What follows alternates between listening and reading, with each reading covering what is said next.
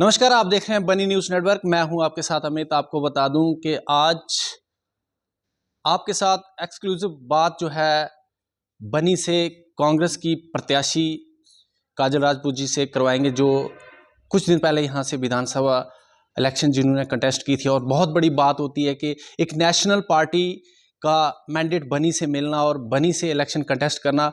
आइए इनसे जानते हैं कि आने वाले समय में किस तरह का इनका आगे का जो है इलेक्शन कैंपेन जारी रहेगा या किसी और पार्टी से कंटेस्ट करेंगे।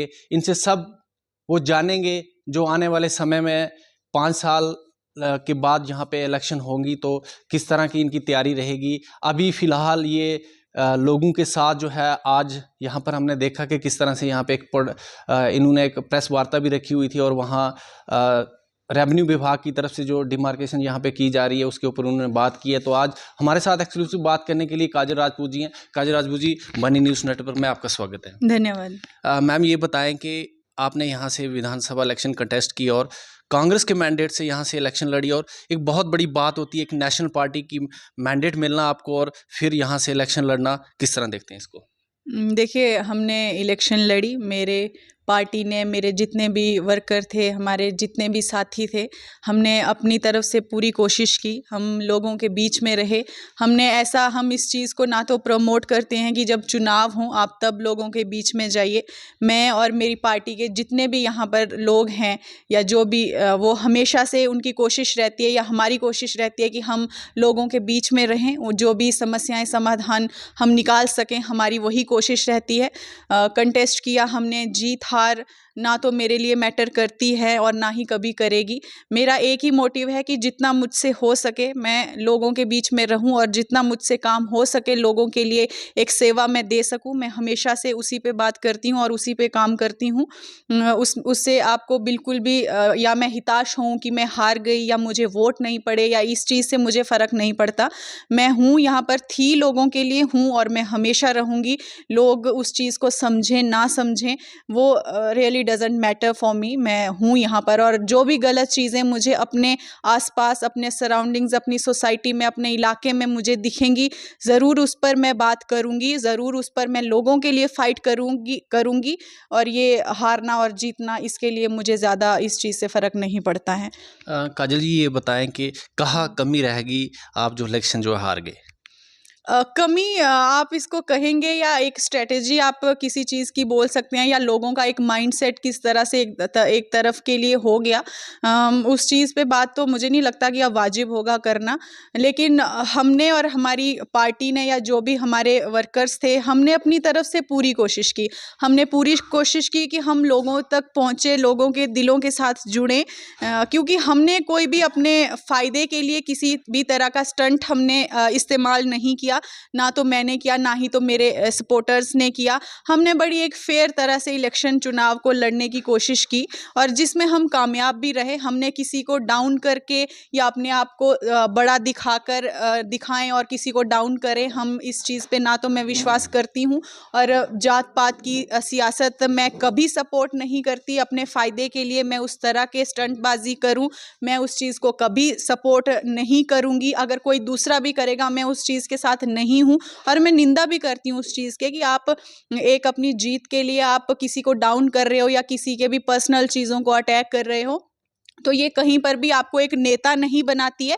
थोड़े दिन के लिए वो आपको एक उभार कर ला सकती है, लेकिन उसकी जो एज होती है वो बहुत कम होती है। वो आपका एक अपना अस्तित्व दर्शाता है जो मुझे नहीं लगता कि ज़्यादा देर तक टिक पाता है या चल पाता है।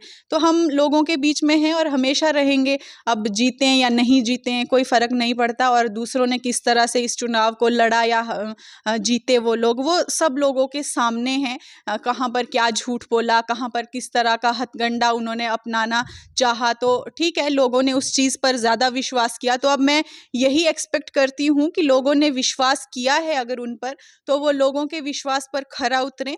जो वादे उन्होंने लोगों के साथ किए हैं, चाहे वो पहाड़ी स्टेटस का हो, चाहे वो जो एम्प्लॉयमेंट की बात उन्होंने की हो कि जो भी बेरोज़गार हमारे यहाँ पर युवा हैं उनको नौकरियां हम दे देंगे, जो काम सालों से नहीं हुए हम 10 दिन में वो काम करेंगे। तो मैं उम्मीद करूंगी कि जल्दी उस पर हमें सिर्फ बातें नहीं या सिर्फ कैमरा हमें घुमाकर दिखाया जाए, वो हमें नहीं, हमें ग्राउंड पर काम हमें देखने को मिले। तो हम इंतज़ार में हैं उस चीज़ के, और जो नहीं हो पाएगा तो हम तो हैं ही हैं, हम हमेशा तैयार हैं उस काम को करने के लिए। काजल जी, हमारे दर्शकों को ये भी बताएं कि लोग काफ़ी दिनों से सुनने के लिए बेकरार हैं कि आने वाले समय में जिला परिषद के चुनाव यहाँ से होंगे, पूरे जम्मू से होंगे, और क्या आप बनी से जिला परिषद की इलेक्शन जो है कंटेस्ट करने जा रहे हैं? देखिए, हाल ही में तो ये चुनाव ख़त्म हुए हैं, अभी इसी चीज़ से हम थोड़ा-सा हम तो काम कर ही रहे हैं। अब देखिए, चुनाव जिस तरह से जैसे पंचायत की चुनाव आते हैं, तो हम चाहेंगे कि अच्छे लोग उसमें भी निकल कर आएँ, जो लोगों के लिए बात करते हैं या लोगों के लिए फ़ाइट करते हैं, और लोग सही एक चेहरा चुन के, और लोग जात-पात में ना आएँ, क्योंकि मैंने हमेशा से देखा है, जितना भी टाइम मुझे हुआ है, लोग बेशक सालों साल इस बात के लिए लड़ते हैं कि हमारी डेवलपमेंट नहीं है, हमारे यहाँ पर ये काम नहीं हो रहे, लेकिन लास्ट में वही जनता जात पात के सियासत में फंस जाती है। तो थोड़ा सा सूझबूझ से काम लीजिए, इन चीज़ों को बढ़ावा मत दीजिए, क्योंकि ये लोग 2 मिनट के लिए आपको उस चीज़ से पैम्पर ज़रूर वो चीज़ें कर सकती हैं, लेकिन वो आपके लिए फ़ायदेमंद नहीं है, ना ही इलाके के लिए फ़ायदेमंद है और ना ही आपके लिए वो फ़ायदेमंद है।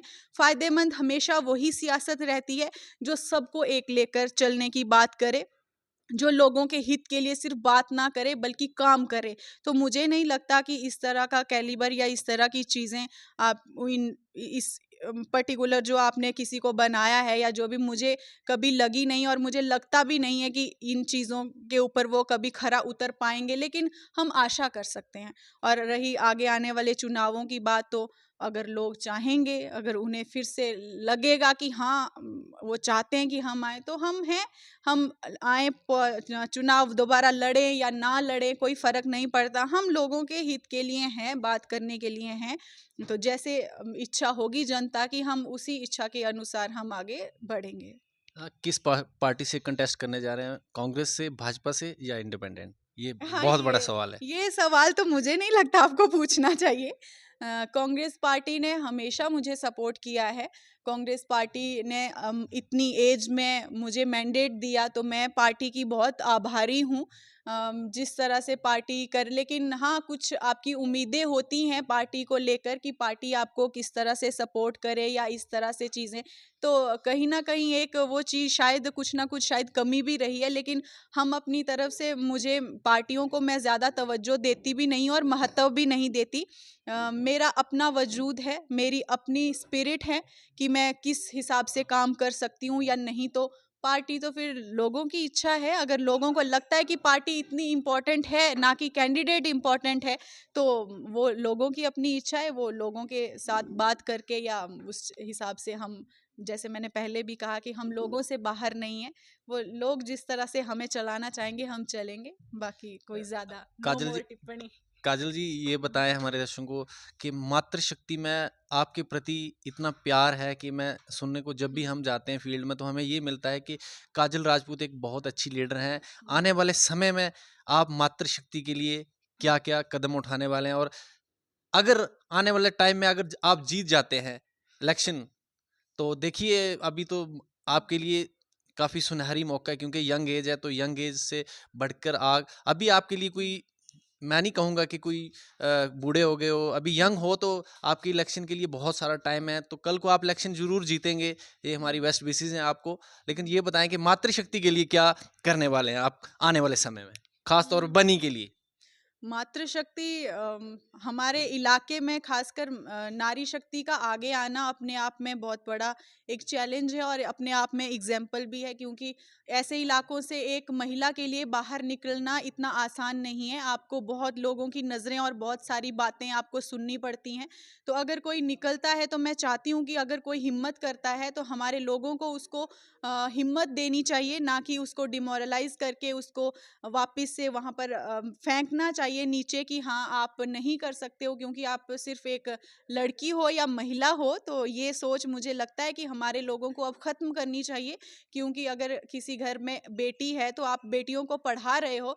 अगर एक नारा भी दिया जाता है नारी शक्ति या बेटी पढ़ाओ बेटी बचाओ, तो उसमें कुछ ना कुछ चीज़ें हैं, शायद तभी हमारा पूरा देश या पूरा वर्ल्ड उन चीज़ों को मानता है। क्योंकि मुझे नहीं लगता कि ये चीज़ें कहीं पर भी आपको कंपेयर करना पड़े कि ये महिला है तो ये नहीं कर पाएगी, वो मेल है तो शायद वो ज़्यादा कर पाएगा। और पॉलिटिक्स में तो कोई यहाँ पर ऐसा है नहीं कि आपको दंगल लड़ना पड़ेगा। यहाँ पर ऑल अबाउट कि आपकी सोच कहाँ तक जाती है अपने इलाके को लेकर, किस हद तक आप काम करने की मंशा रखते हो और हिम्मत रखते हो, यहाँ पर वो देखना ज़रूरी है, ना कि ये लड़की है और ये लड़का है, उस हिसाब से आप किसी को चुनिए। बाकी it's all about public, public को जो अच्छा लगे पब्लिक चुन सकती है, और हमें उस पे मैं कभी क्वेश्चन मार्क उस पर कभी नहीं लगाती। वो अपनी जनता की राय है, चाहे मुझे जनता सपोर्ट करे या मुझे जनता ना सपोर्ट करे। मुझे जो मैं चाहती हूँ कि हाँ अगर मुझे काम करना है किसी के लिए तो मैं करूँगी वो। मैं उस वजह से घर पर नहीं बैठूंगी कि हाँ आपको नहीं सपोर्ट किया जा रहा है तो आप चुप बैठ जाओगे या घर पर बैठ जाओगे। वो मेरी सोच नहीं है उस तरह से, और ना मैं उस वजह से डिमोरलाइज होती हूँ और ना मुझे अफेक्ट करती हैं वो चीज़ें। अब लास्ट क्वेश्चन मेरा आपसे रहेगा कि आने वाले समय में लोकल बॉडीज़ के इलेक्शन जो है वो होने जा रहे हैं, और क्या आप अपने कैंडिडेट्स यहाँ से बनी विधानसभा से सभी क्षेत्रों से उतारने जा रहे हैं, सभी पंचायत से? देखिए मेरी जहाँ तक कोशिश रहेगी, मैं हर जगह से यही कोशिश करूँगी कि एक लायक इंसान को आगे लाने का एक मैं मैसेज भी देती हूँ कि वही इंसान आगे आए और जनता उसी इंसान को चुने जो काम करने की हिम्मत रखता है और जिसको नॉलेज हो और जो एटलीस्ट कुछ ना कुछ उसने समझा हो पब्लिक को या सोसाइटी को, या किस तरह से लोगों के काम करवाए जा सकते हैं। ना कि आप फिर से उसी एक ट्रेंड में फंस कर आप अपना नुमाइंदा चुनिए सोच समझ कर, क्योंकि ये आपके भविष्य को दर्शाता है और आपके भविष्य को डिसाइड करता है कि आप अगर एक नेता चुन रहे हो, चाहे वो सरपंच की कोई इलेक्शन हो या कोई बड़े इलेक्शन हो, तो आप अपना एक भविष्य को चुनते हो तो वो सोचकर एक अच्छा फैसला जनता करे। मेरी तो जनता से यही अपील है और हमारी भी वही कोशिश रहेगी कि अच्छे नुमाइंदे हम जनता को दें ताकि जनता के मसलों पे हल जो है जनता को मिले। बनी न्यूज़ नेटवर्क से बात करने के लिए आपका बहुत बहुत धन्यवाद। धन्यवाद। ये थे काजल राजपूत, जिन्होंने बताया कि आने वाले समय में बनी से जिला परिषद की इलेक्शन जो है वो कंटेस्ट जरूर करेंगे। अगर लोगों ने चाहा तो और भी विधानसभा में लोकल बॉडीज़ के इलेक्शन जो हैं वो होंगे और उसमें अपने कैंडिडेट हम जरूर उतारेंगे। बाकी खबरों के लिए देखते रहिए बनी न्यूज़ नेटवर्क।